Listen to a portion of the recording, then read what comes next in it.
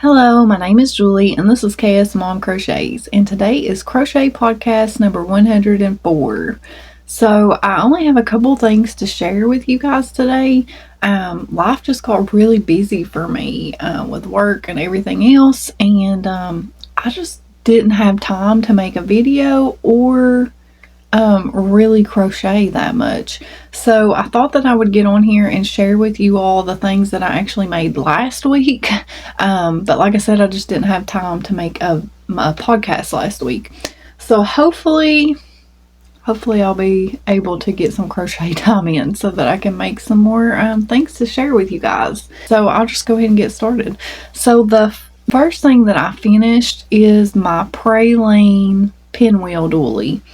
And it comes out of this book right here, which is Crochet, the Ultimate Doily Book by American School of Needlework. It is produced by Rita West, and like I said, it's called the Praline Pinwheel. It's designed by Yolanda Weiss, and this is what it looks like in the book. And so most doilies in older patterns are made with crochet number 10 thread. They will tell you how much yards that you need and how big that doily will be. Well, usually I can gauge about how big one is going to be with the size hook and thread that I use. And this one said that it was going to be around 18 inches in diameter. So I was thinking that it might be about 25, 24.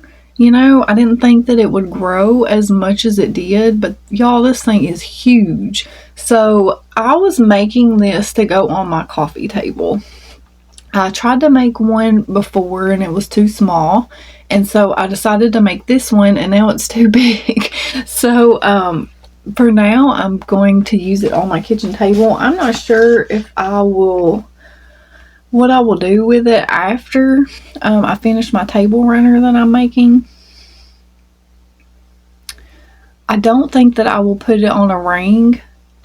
Just because the bigger the ring, the more expensive they are, and this thing is like 30. I think once it's blocked or gets stretched out that it's going to be around 30 inches.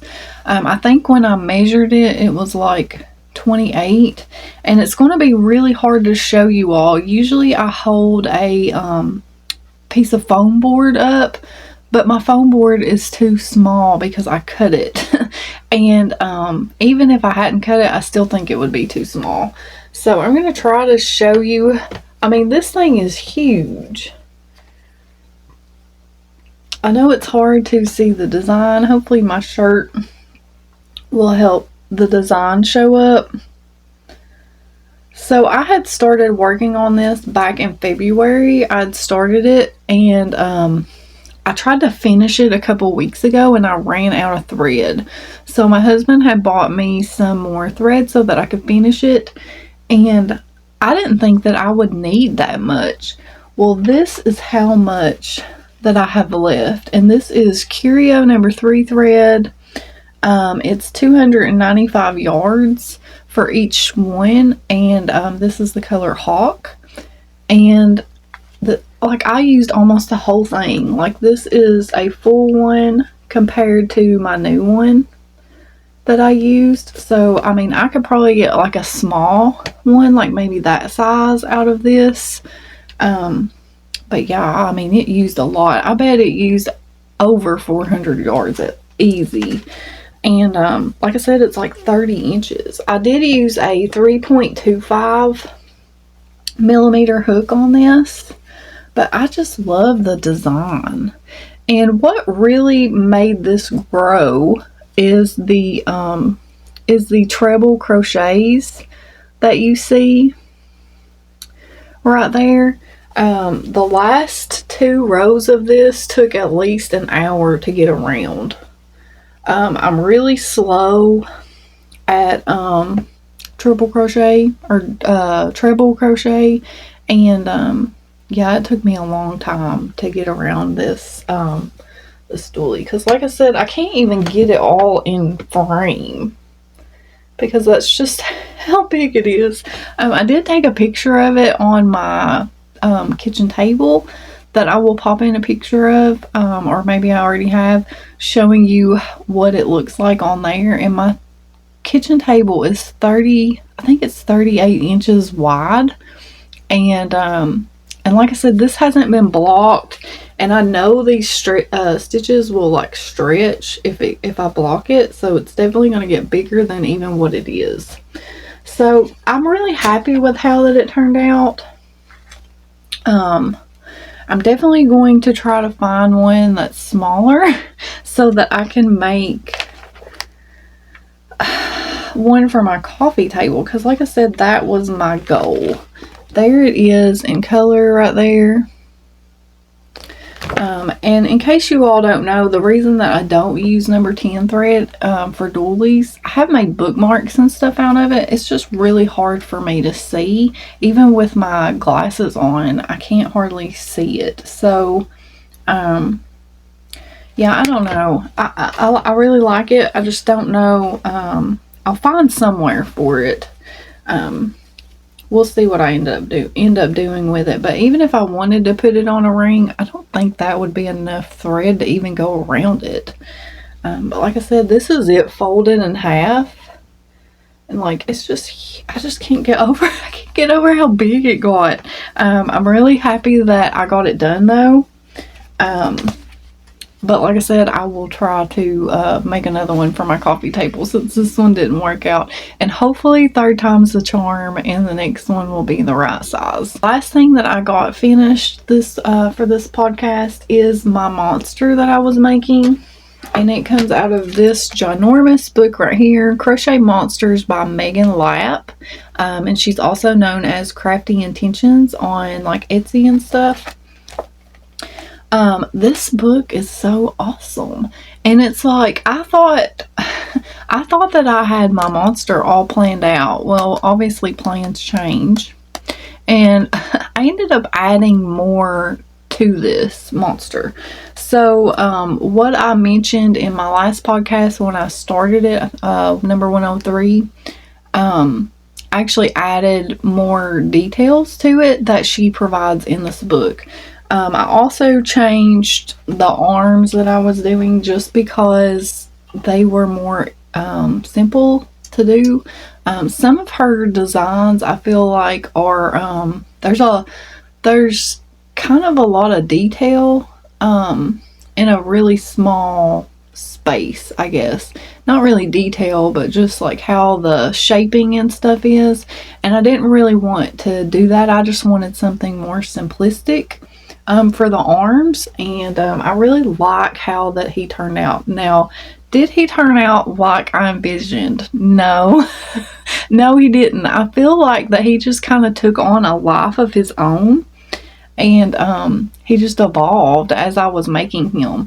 But I did have so much fun making this monster, and I really do love this book so much. I feel like that this book is probably gonna be like my favorite of all the books that she's done so far, just because I enjoyed it so much, and I can see myself making a lot more in the future.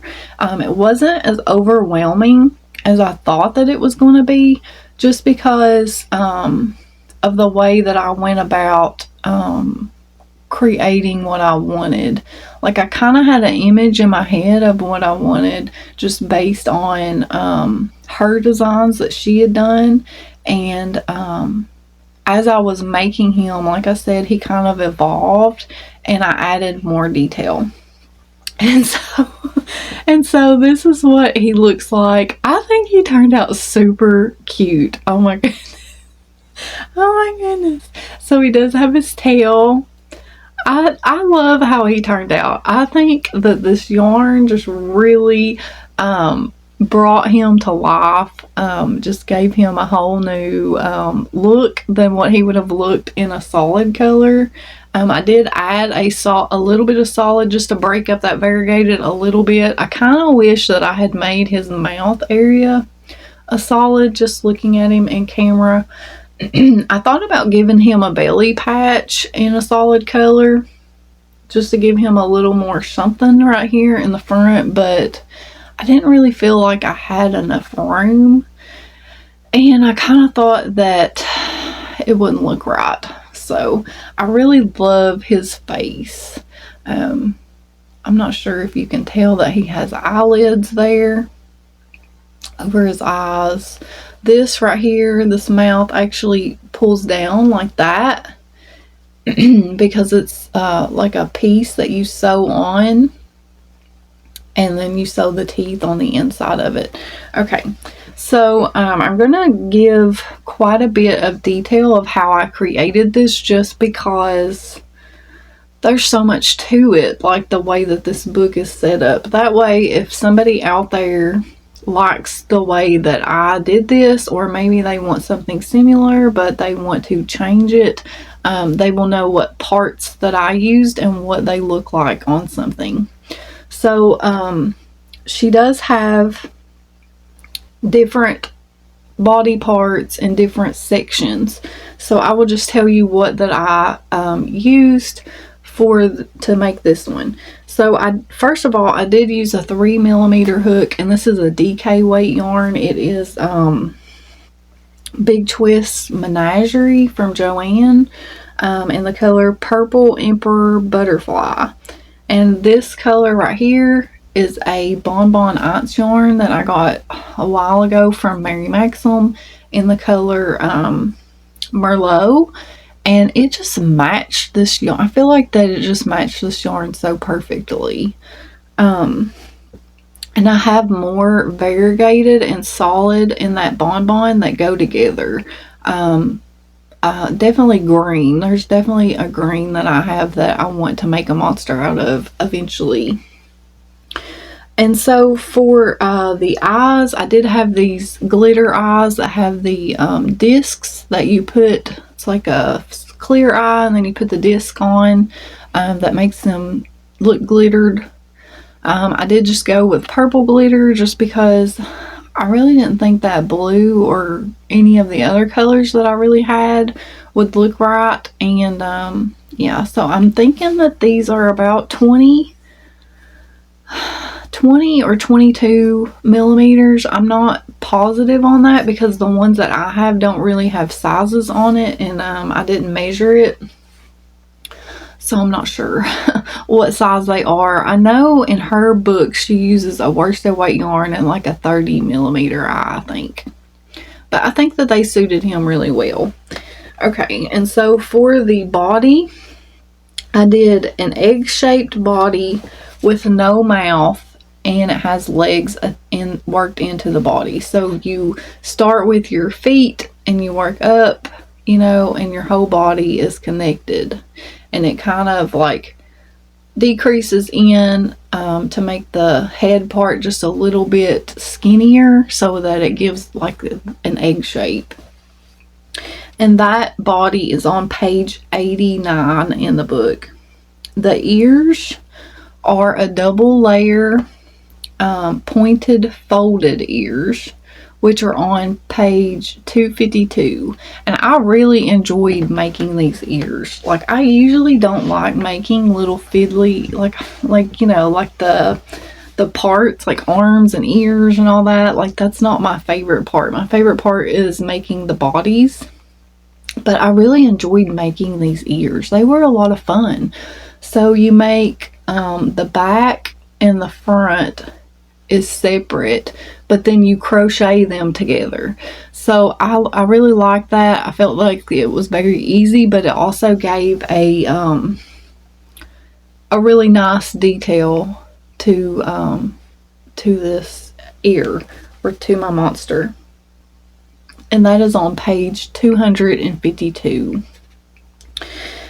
For the limbs or the arms right here, I ended up going with short rounded limbs, which are on page 174, and they are one of the more simpler or simplistic patterns. I feel like in the arm category, she does call them, like I said, limbs in the book, just because you can use these as legs too if you want to. But I think that they suited him. They were long enough, and I like the, just, you know, they have like the hand part, but then it's a little bit more simple. Now on the arms,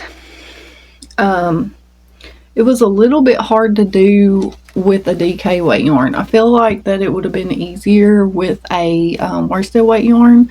So I did change the arms a little bit, because at the top here, these last few rows decrease all the way down to 8, and in a small yarn with a small hook, that's a little bit too fiddly for me.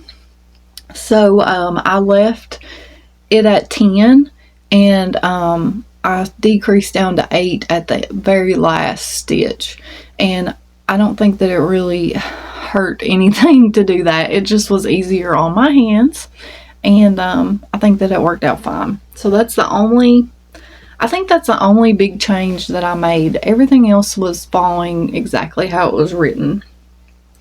For the tail here, I used a curved dragon tail, and it is separate, and you do sew it on. With the variegated yarn, I feel like that the it's not super noticeable sewing it on. It would probably be a little less with a solid color though. And that is on page 242. And then for the spikes, I really liked how these spikes were made. It was made in one long strip. You kind of I can't remember exactly, but I'm thinking that she gives you like a suggestion for how big that she would make it. I just chained as much as I needed, and it worked out fine. Like, you know, I measured my chain going all the way to the bottom of the tail there. And this is called the rounded scales, and it's page 238. I like how it looks though. It's kind of like a shell stitch, kind of. It was very easy to do. And then the mouth is a medium rounded underbite on page 156. And like I said, it's like a flat piece that you fold in half. So like you're kind of making a circle, kind of.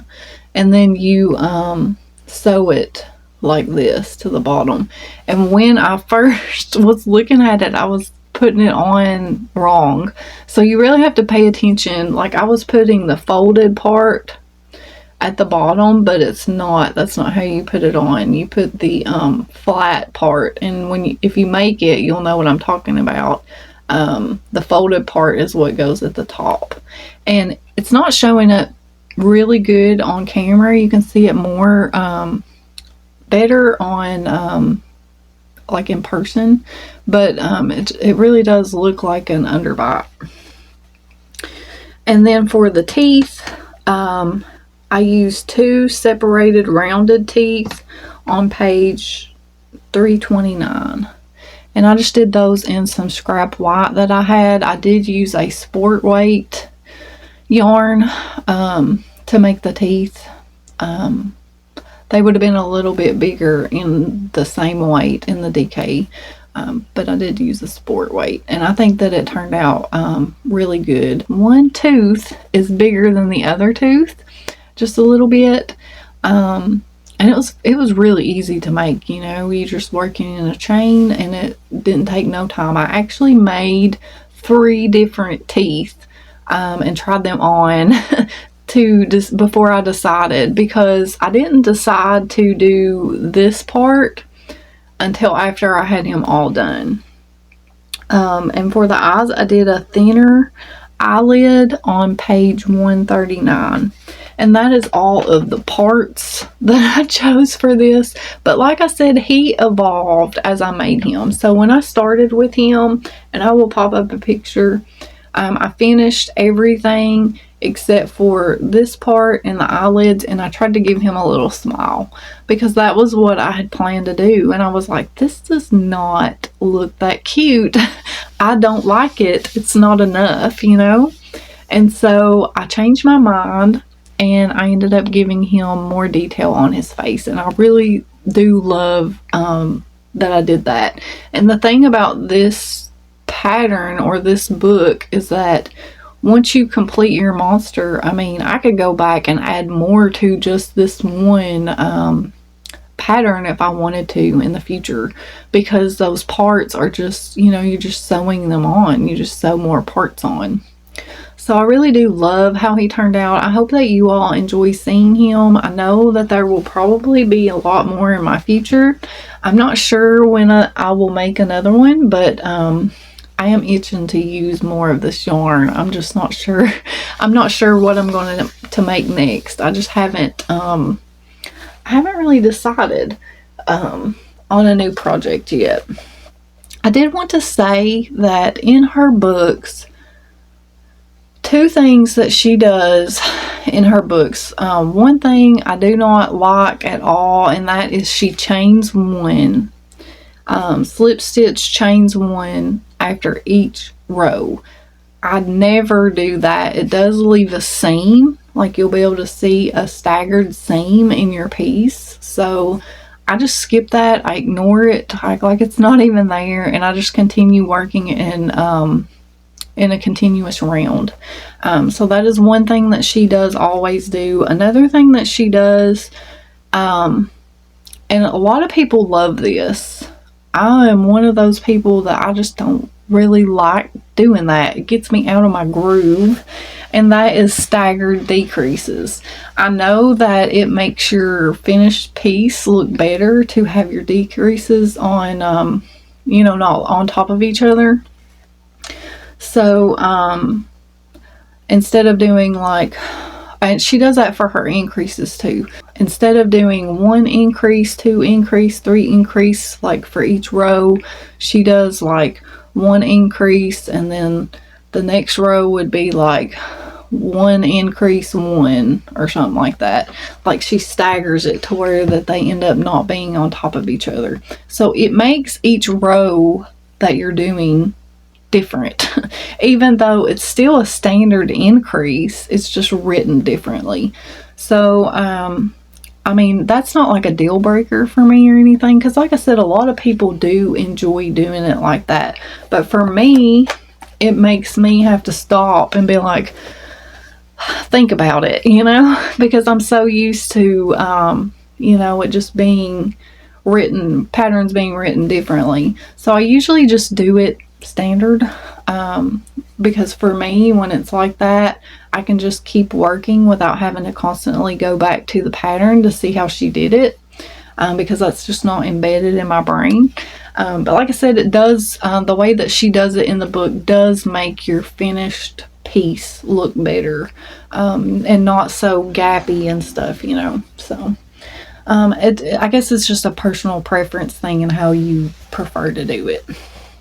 But yeah, that's all that I have as far as finished objects. I do have one purchase to share with you guys. It's something that I've been wanting for a very long time. I just had never bought one because they are so expensive on Amazon. They're like $22 on Amazon. So I had never bought one because I didn't want to spend the money on it. My husband had actually built me one of these out of a paper towel holder. It's a yarn holder. And so I did get this right here. It's the magnetic one. But this right here, the one that he made me, I'm still going to use it for my Aunt Lydia's thread. But for my curio thread, it didn't fit because the wood piece right here was too big around, but my curio fits really nicely on here. And so I did get this off of Temu, or however you say it. I don't really buy a lot from them, but this I think it was only $10, but then I ended up only paying $5 for it. Some kind of credit back that my sister was telling me about. So yeah, I ended up paying $5 for this on Temu, but I think they're regular like $10. And it's actually made really well. Like, I like it. It's obviously not real wood or anything, and I've already used it. I used it with that Praline pinwheel doily that I was making, and it works awesome. There's only 2 screws. You have a screw right here that you screw this part in, and then there's a screw right there that screws this long part to the bottom there.